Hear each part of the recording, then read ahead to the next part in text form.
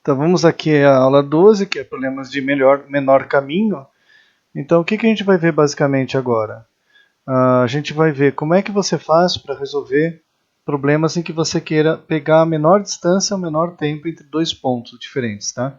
Basicamente assim, os objetivos de aprendizagem, que é desenvolver problemas de menor caminho e utilizar o conceito para resolver com o Excel, tá? Então, é basicamente o que você pensa que o Google Maps faz para ir de um caminho para outro, né? Como é que ele minimiza um caminho daqui até aqui, né? Por exemplo, do centro da cidade até a rua Uberabinha, aqui perto do INSPER, né? Ou se não o Waze, como é que ele faz isso? Basicamente, eles usam problemas de redes e eles têm uma solução muito eficiente que fica calculando os valores. Basicamente o que eles fazem assim, basicamente você pode pegar as esquinas, cada esquina é um nó diferente e as conexões entre as esquinas são o que a gente chama de arestas. Então vamos ver, aqui seria um estudo de trânsito que mostra que pode estar piorando o trânsito, na verdade, por causa dos aplicativos Waze e Google Maps. E a gente vai ter um problema em onde a gente vai explicar melhor isso para vocês. Então, um problema seria o seguinte, que é a rodovia em reparos. Tem algumas cidades que já vieram lá do problema anterior, da aula 10, vocês vão reconhecer, e mais algumas novas. A distribuidora de produtos agrícolas localizada nas proximidades da cidade de Besourinhos precisa enviar um caminhão com carregamento de pesticidas à praia de Muriçocas. No entanto, a rodovia Aedes Bittencourt, que liga as duas cidades diretamente, sofreu uma queda de barreira na altura do Rio dos Pernilongos. Por isso, uma rota alternativa deverá ser encontrada. Os dados da tabela a seguir fornecem as distâncias entre as cidades como subsídio para a tomada de decisão. Então você pode parar um pouco para dar uma relida no problema. E aqui eu continuo explicando aqui das cidades. Então assim, o que você tem? Tem alguns caminhos que não existem, eles não estão preenchidos porque eles não existem, tá?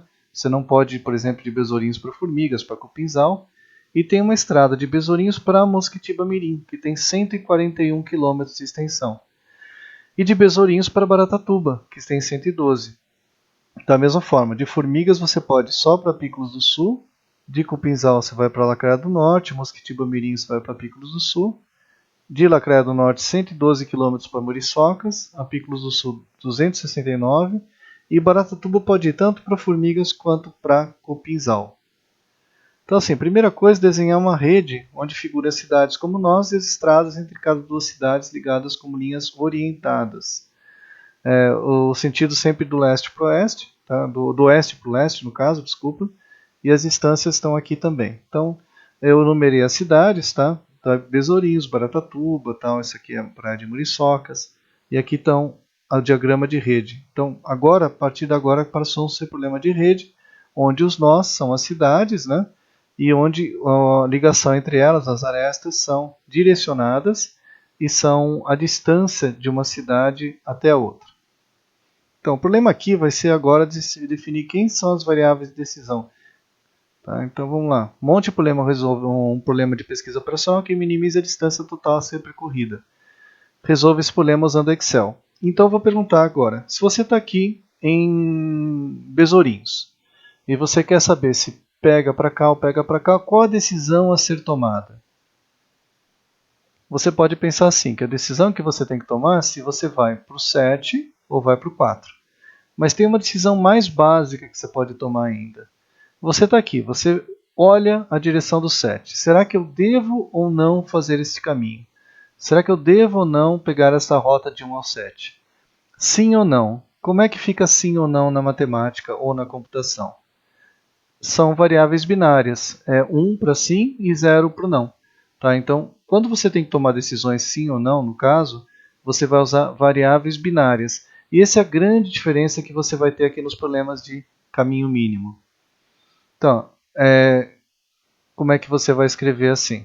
Então, x e j é igual a 0 se a estrada de AJ não for utilizada e 1 se a estrada de AJ for utilizada. São as tais variáveis binárias que o pessoal de economia também chama de dummies. Então vamos lá como é que fica o nosso problema agora. Minimizar a distância total. Eu vou multiplicar a quilometragem do x1 até o 4, que seria 141, por x1, 4. Por que isso aqui? Se x14 for 1, entra os 141 km no meu cômputo geral da distância. Se x14 for 0, isso não entra. Então, o que vai entrar aqui? Só aqueles valores que são 1s. Tá? E eu vou ter a distância total aqui do problema. Então, aqui está explicando melhor de novo. Tá? Então, se o caminho entre i é igual a 1 e j é igual a 4 for utilizado, então a gente soma 141 a distância. Caso esse caminho não seja utilizado, a distância não é aumentada. Então, esse era o problema aqui. Ele é um pouquinho mais complexo, né? Mas é o que acontece aqui. Agora vamos pensar nas restrições. O que tem que acontecer no nó 1? Aqui está dizendo, o que tem que acontecer no nó 1? É necessário que você saia do nó 1, porque você quer sair da cidade 1 e quer chegar na 8. Lembrem-se que quando a gente resolve um problema de redes, ou quando monta um problema de redes, você tem que pensar localmente. Então vamos pensar somente aqui no nó 1. Então como é que ficaria aqui, para você forçar que saia do nó 1? Se você pegar x17 mais x14, você pode colocar igual a 1. Isso significa o quê? Que se um deles for 1, o outro vai ter que ser 0. Quer dizer que você só vai poder pegar um dos caminhos. E que um deles, ao mesmo tempo, vai ter que ser 1. Então você faz duas coisas de uma vez só. Tá? Você considera que uma delas tem que ser 1, e somente uma delas tem que ser 1. Então você só pode sair por um caminho. Agora vamos olhar para o nó final, que seria o nó 8. Você tem duas chances de chegar no nó 8 também. Né? Então, você só pode chegar por um caminho no nó 8. Então, você vai forçar que o nó 8 dê a soma das chegadas a nó 8 dê 1. Tá? Então, não só você vai ter que chegar, como você vai chegar só por um dos dois caminhos. E agora a gente tem que olhar as restrições dos nós do meio, né? Como é que fica dos nós intermediários. E a gente vai começar pelo nó 2 e ir progredindo para o 3, 4, 5, 6 e 7. Então, só olhando para o nó 2, dá uma olhadinha só para o nó 2. Qual é a restrição que pode... o que não pode acontecer no nó 2? Ele pode sair daqui sem ter chegado? Não, ele não pode. Não pode sair sem ter chegado no nó 2. Ele pode chegar sem sair? Não, porque a gente quer que ele chegue no 8. Então, como é que ele vai chegar no 8 se ele chegar no 2 e parar aqui? Então, a gente tem que considerar aqui, ó. Então, você tem que considerar como?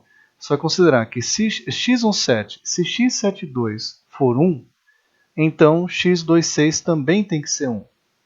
E que se x27, se x72 for 0, esse aqui também tem que ser 0. E você coloca assim, ó, x72 é igual a x27. Então, se ele não chegou, se isso aqui é 0, esse aqui também é 0, ele não saiu. Se ele não chegou, ele não sai. E se ele chegou, o que está acontecendo? Isso aqui tem que ser 1 também, ele tem que sair. Repetindo para o 3. Como é que fica para o 3? x73 é igual a x35. Tá?